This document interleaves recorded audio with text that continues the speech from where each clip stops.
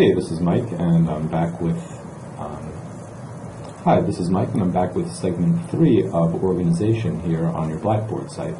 So, as you might remember from where we left off, I was just creating this Start Here page, and I've got some information, welcome to Call 100, about your instructor, some course goals, and then you can add all kinds of other things like the assignment that the students will need to do before they can start taking the course to make sure that they have the skills and the hardware necessary to continue the course. So let's jump into some other concepts of organization. I'm going to click here on my Adam and Eve topic. And so this might be a way that you might see a regular Blackboard site organized. If you're not teaching online, then that's not a huge problem. It's a little bit of a hassle for students if they go to the Blackboard site and they didn't hear your specific instructions. This kind of leaves a lot to be desired. So I have a folder with readings in it, and I have like an infographic assignment. So if I click on the readings, okay, so I can see that there's some readings and there's some information on them, but there's no order how I should read them. I'll have to jump back to the syllabus and figure everything out. But what if we decide that we're going to organize this a little bit better? What if I decide I don't need the readings in a separate folder inside the Adam and Eve area? What if I just have them in the order that I expect my students to read them? Same thing if there are videos or anything like that. Put the video where you think students should actually interact with it. So I'm going to go ahead and move these back into the Adam and Eve area.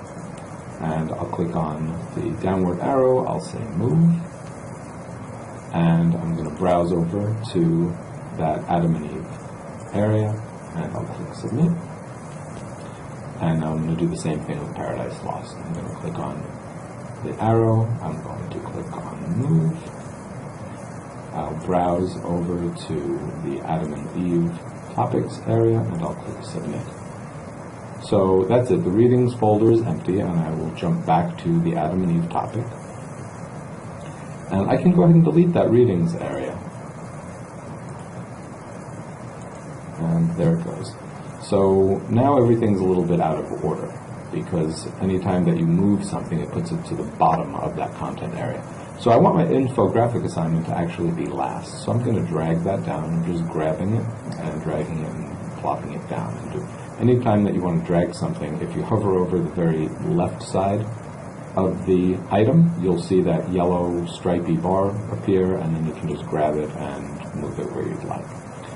Alright, so, but now this is okay, but it doesn't really give me any more information than I had before. It's a little less clicky, but what if I had a kind of introduction area?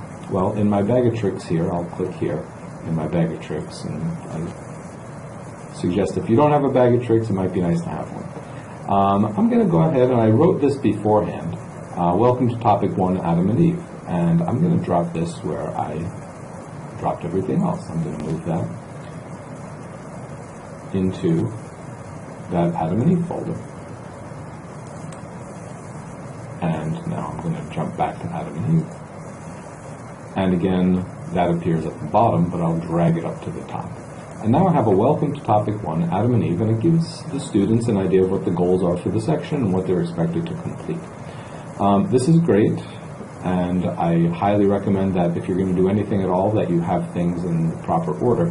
Now, what I like to do is take it that extra step and add an actual number next to the item. So I'm going to go ahead and click on Edit for the top item there. And I'm going to call the Welcome to Topic 1 1.1 colon. And I'll submit that. So now that says 1.1 Welcome.